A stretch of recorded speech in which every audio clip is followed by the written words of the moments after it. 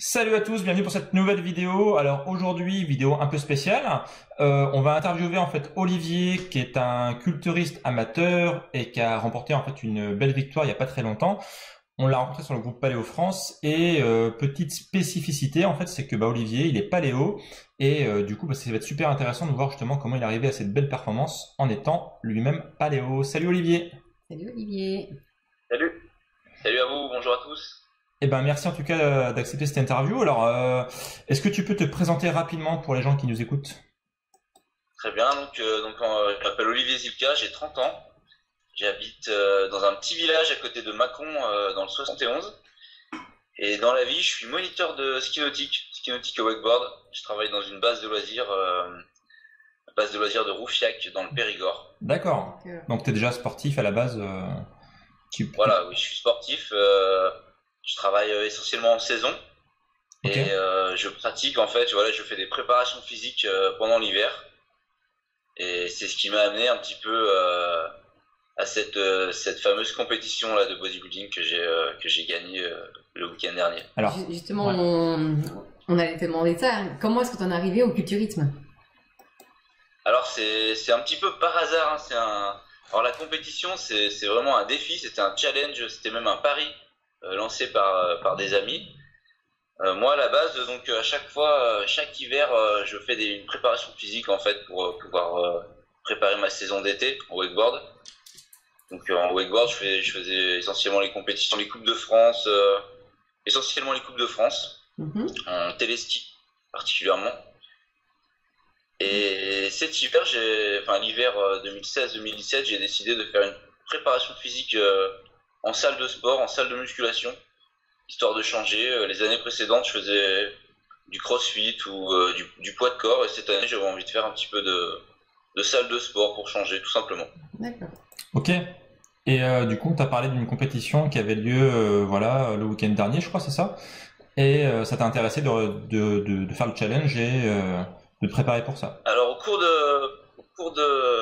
de l'hiver, juste après Noël en fait, en discutant avec des amis et j'avais attaqué mon régime parce que j'avais pris quelques kilos pendant l'été, hein, je m'étais laissé aller et j'ai voulu faire un régime pour perdre un peu de poids et ça marchait bien.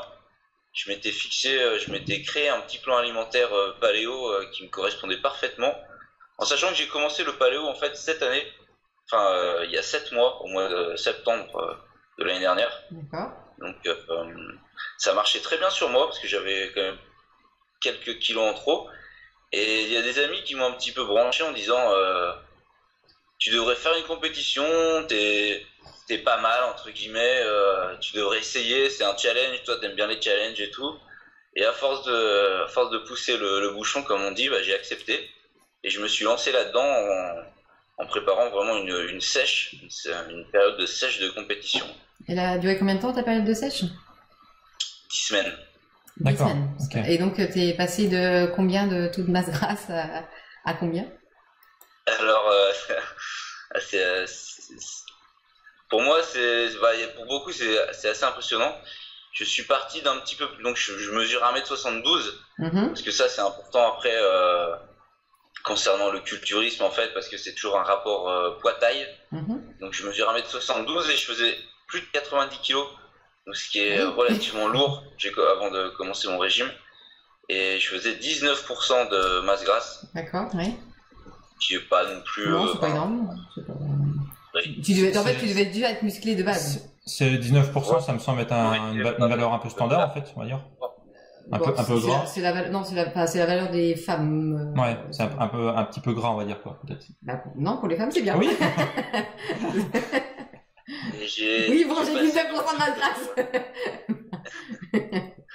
Je suis passé de plus de 90 kg à 19%, à la pesée vendredi dernier à 73 kg et 5% de masse grasse.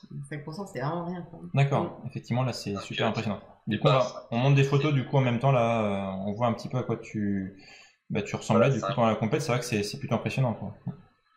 Et c'est par contre ce qui est très spécifique à la compétition, c'est que c'est un 5%, mais avec quand même une déshydratation assez importante, hein, ce c'est assez.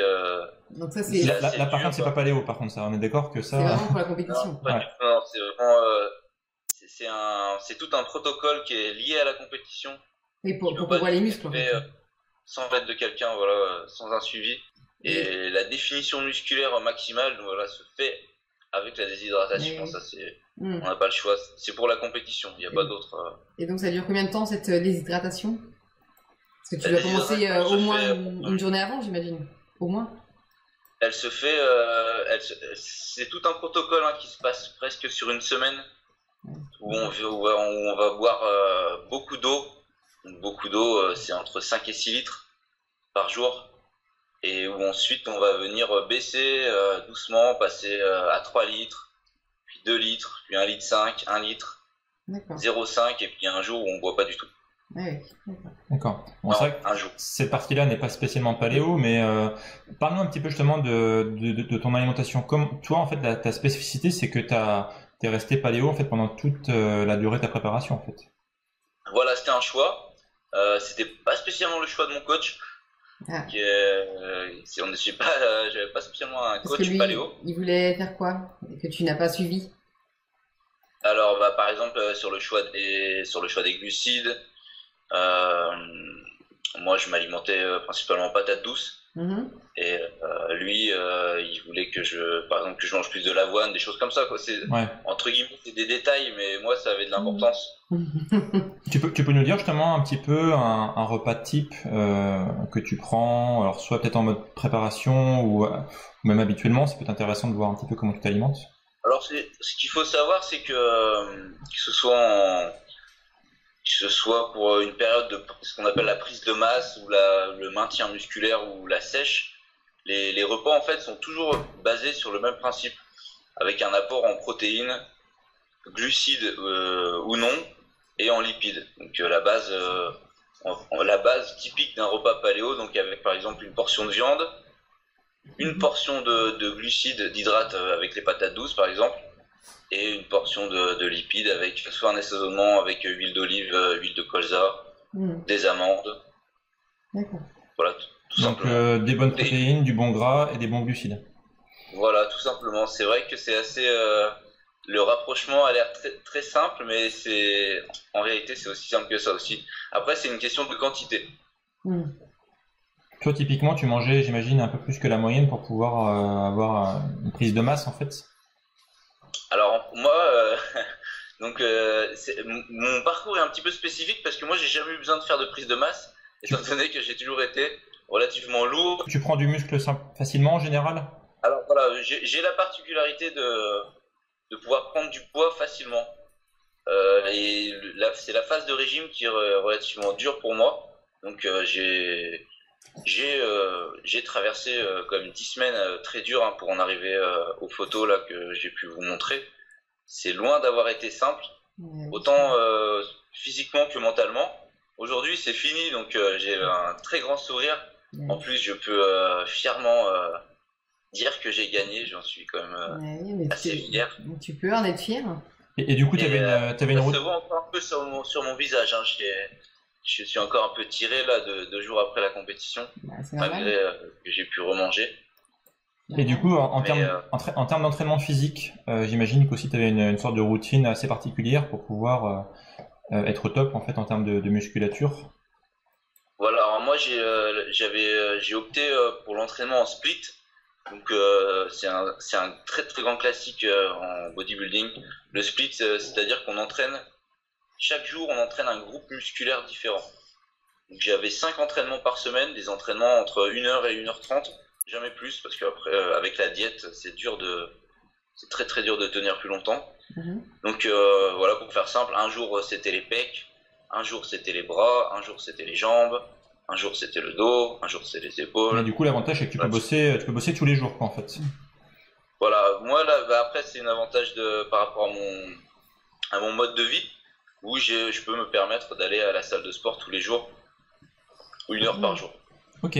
D'accord. Avec 2 jours de repos, pardon, j'ai pas précisé, mais il y a quand même les jours de repos. Et Est-ce que tu prends du coup des compléments alimentaires pour booster un petit peu tout ça? Parce que je pense, Blandine, cette émission que tu voulais poser, je crois justement, c'est qu'il y a pas mal de gens qui se disaient on peut pas avoir un physique comme ça juste en mangeant paléo. Hein, c'est ça que... Oui, c'est vrai. Alors, Enfin, oui. on l'a vu Oui. d'ailleurs sur le groupe. Beaucoup de gens s'interpellaient, étaient interpellés. C'est un très très grand débat. Après, c'est surtout une question d'organisation, une question de coût. Il y a les choix, voilà, il y a des compléments en protéines, entre guillemets paléo. Il y a les protéines végétales, les protéines de chanvre, les protéines de pois, il y a vraiment différents types de protéines. Il y a également les protéines. Alors, il y a des protéines de lait. Il y a la whey protéine qu'on appelle l'isolat de whey, qui est beaucoup plus filtrée que la whey classique.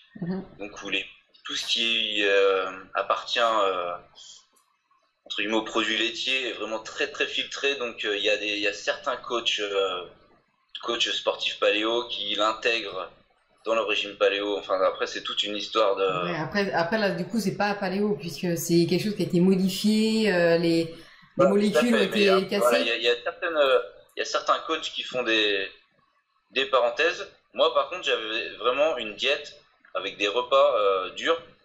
Donc c'était vraiment une question d'organisation et de coût, parce que bien sûr ça coûte plus cher. Et je mangeais essentiellement du poisson. D'accord, ok. Mais tu confirmes du coup qu'en termes de compléments autres que l'alimentation naturelle, tu prenais rien de spécial en fait? Non, j'ai des fiches, je les ai pas amenées avec moi, mais j'ai des fiches j'ai mes fiches où j'ai du colin. Je mangeais du colin du matin au soir, faire simple. Colin, huile de colza. Donc ça n'était pas facile du tout. D'accord. On prend goût le matin à 7h, un petit poisson dès le matin. Moi je mange de la sardine le matin. Voilà, il faut essayer. Mais oui, on prend goût. 8 fois par jour. Alors après, c'est pas quelque chose que là tu en parles, c'était dans la période de sèche, dans la période d'entraînement. C'est pas quelque chose que tu fais à vie, j'imagine. Non, pas du tout. Non, voilà, c'était un engagement sur 10 semaines. C'est une période, c'est-à-dire à situation extrême. Diète extrême. Diète extrême, parce que effectivement, non, manger du poisson matin, midi et soir, c'est pas ce qu'on préconise non plus. On préconise plutôt la variété. Là, tu avais des repas qui étaient certes paléo, mais plutôt répétitifs pour pouvoir justement arriver à ton objectif. Mais bon, après, si. Voilà, c'était même les photos, la condition physique que j'ai eue sur scène samedi dernier, je l'ai eue ce jour-là. Bah oui. Et c'est fini. Aujourd'hui, c'est fini déjà. Je pense que ça se voit un peu à mon visage aussi, j'ai changé. Ouais, j'ai repris, j'ai mangé du sucre. C'est vraiment une diète c'est une diète et un rythme de vie qui correspond à un jour, c'est pour un jour précis. Moi j'ai fait des compétitions aussi d'haltérophilie, mais ça revient un peu à ça. On s'entraîne énormément, même pour un marathon, on s'entraîne énormément les 10-12 semaines pour le jour J, pour ce moment précis. Après, comme tu dis, le lendemain c'est fini, on reprend, on est moins rigoureux en tout cas, on est moins rigoureux. Mais c'est pour ça qu'il y a beaucoup de gens qui doivent penser waouh, c'est extraordinaire, mais ça va être un peu compliqué. Moi, je sais tous les jours, mais c'est ça, c'est pas tous les jours en fait. Là, c'était une préparation physique en fait pour une compétition. Même personnellement, je peux pas j'ai énormément de photos de moi le jour de la compétition, des photos de moi sur le podium. Ça restera des photos de moi souvenirs. Je peux que les garder en souvenir. Je veux pas me dire demain matin je vais me lever et je serai comme ça. C'est fini, c'est passé. T'as pas envie justement de continuer? T'as pas pris le goût à cette activité, ce sport, hein? C'est parti d'un challenge, c'est parti d'un pari. J'en ai pas fait ma passion, c'était vraiment dur. Je garde le sourire malgré tout, mais j'oublie pas que c'était dur, donc j'ai pas spécialement envie là dans l'immédiat de repartir, de dire que je suis capable de refaire ça. J'ai envie de prendre mon temps, de refaire des recettes différentes, de pouvoir recuisiner. De retrouver la diversité en fait. Possible. Alors du coup, en parallèle, tu avais dit que tu utilisais aussi mon livre de recettes, donc merci de me faire confiance. Il est pas très loin là, il est dans ma bibliothèque. Ouais, ça me fait plaisir, ça me touche.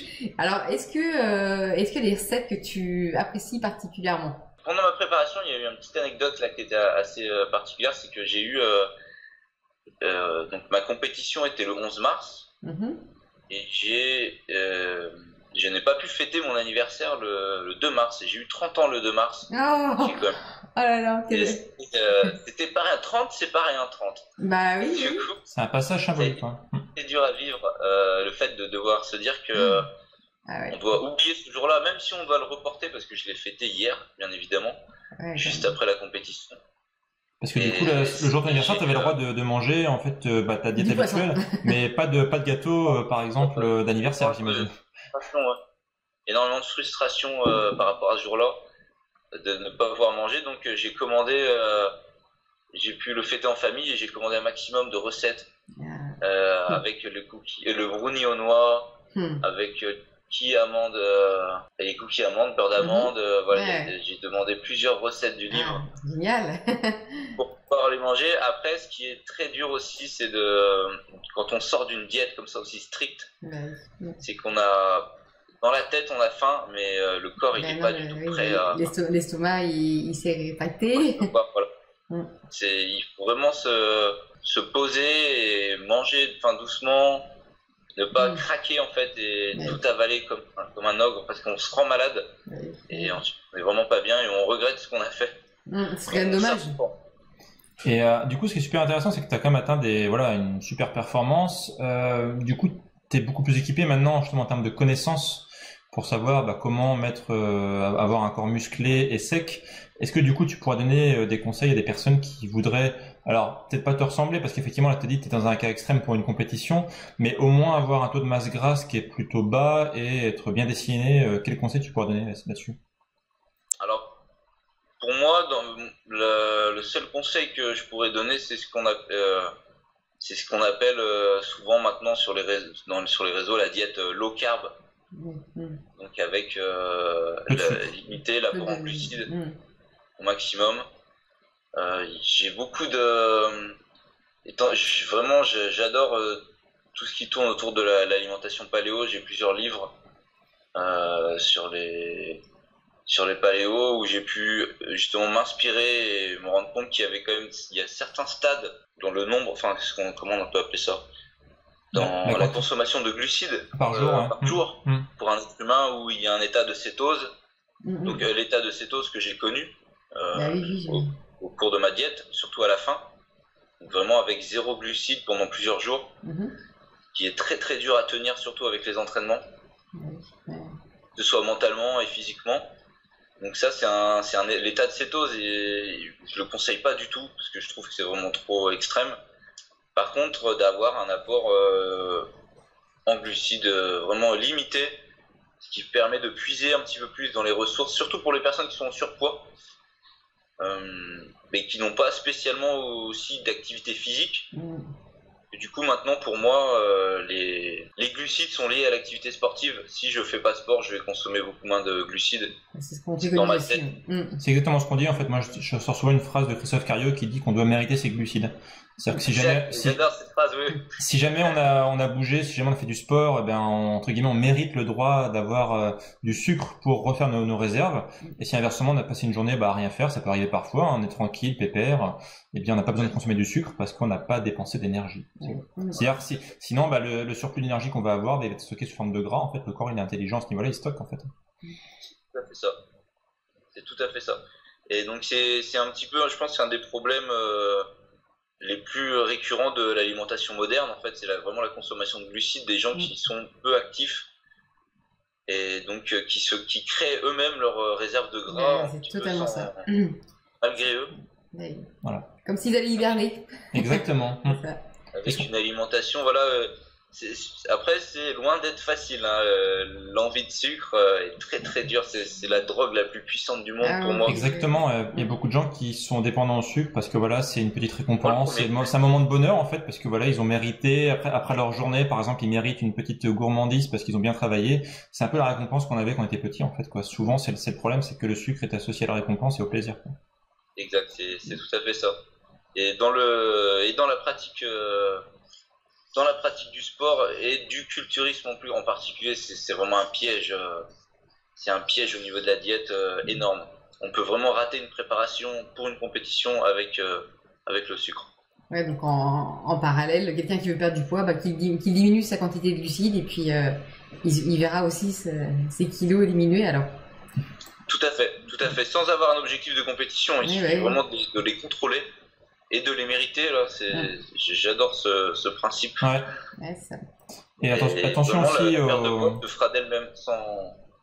Attention aux personnes qui débutent le paléo aussi, qui se jettent un peu sur les fruits, c'est un peu une erreur classique. C'est qu'en fait, on dit pas manger trop de glucides, mais souvent les gens disent oh bah les fruits c'est paléo, c'est naturel. Sauf que certes c'est paléo, mais c'est surtout plein de glucides. Alors il y a des fibres qui ralentissent la digestion, c'est un IG qui est bas, mais ça reste quand même du sucre en fait. Donc c'est pas parce qu'on fait pas grand chose qu'il faut se jeter sur les fruits non plus, quoi. Je sais pas ce que tu en penses à ce niveau-là. Tout à fait. Pour moi, les fruits étaient interdits pour moi dans la diète, tout simplement. Ça faisait partie des aliments qu'il fallait proscrire. Et j'ai surtout parlé de ma diète stricte, mais j'avais quand même j'avais ce qu'on appelle des moments de recharge dans la semaine, des recharges glucidiques. C'est ce qu'on appelle le rebond glucidique, c'est ça d'un point de vue du muscle? Alors le rebond glucidique, c'est plutôt vraiment à la fin. D'accord. C'est presque au moment de limite le plus gros rebond glucidique, c'est la veille de la compétition. Pour bien charger les muscles en glycogène en fait. Décharger les stocks de glycogène dans le corps avec une période de cétose complète où les muscles sont complètement à plat. Donc là, c'est l'état dans lequel on se met le plus mal entre guillemets. Là où on ressemble vraiment, où le visage va venir se creuser, où on va ressembler à un zombie, tout simplement. Ce que mes copains me disaient. C'est pas très sympa, mais c'est quand on fait une compétition et qu'on est naturel, sans utiliser de produits et de compléments à outrance, et le corps vraiment s'adapte. Ce qui est naturel justement. Du coup là tu mettais ton corps en souffrance, donc ça se voyait. Oui, c'est un état de souffrance qui est temporaire, mais c'est quand même un état de souffrance. Après il y a tout un protocole aussi après compétition qui est à suivre aussi pour pouvoir le vivre le plus paisiblement possible entre guillemets, sans continuer dans la souffrance, et pour pouvoir reprendre un rythme de vie normal, parce que la question qu'on me pose le plus souvent c'est mais tu vas redevenir normal après, tu vas manger est-ce que tu vas arrêter de ressembler à un zombie? Avec plaisir.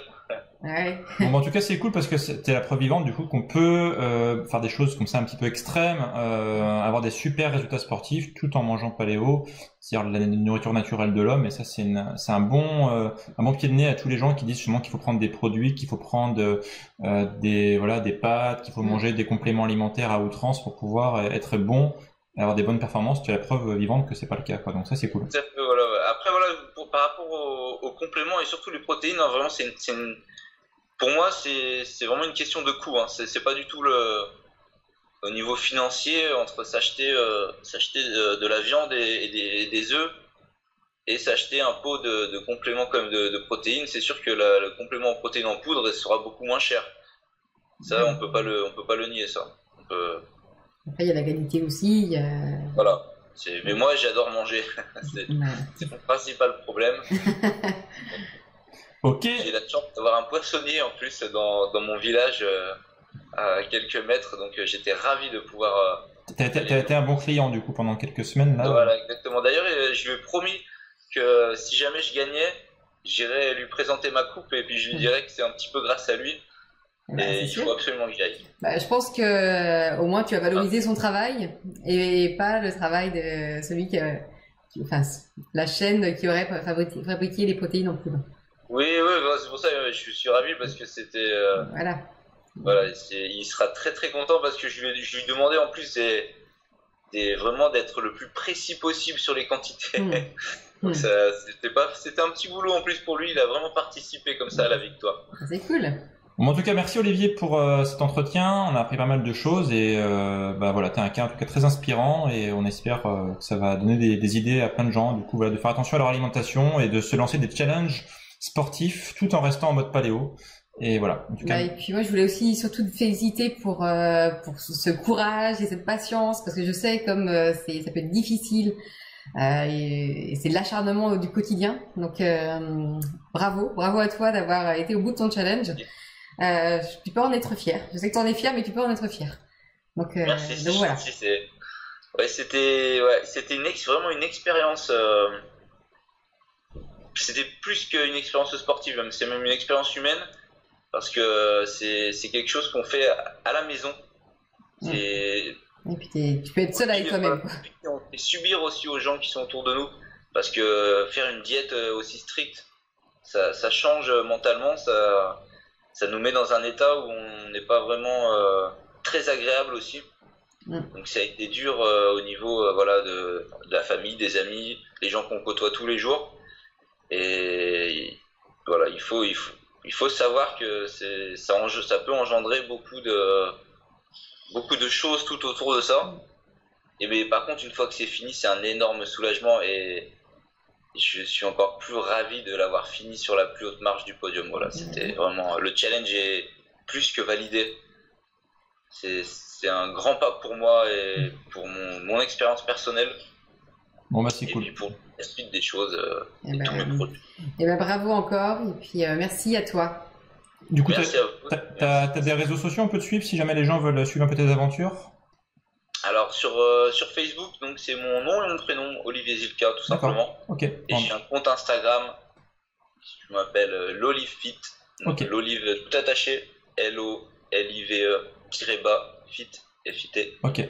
Et ben on mettra du coup les références sous la vidéo, comme ça les gens pourront te suivre sur Instagram.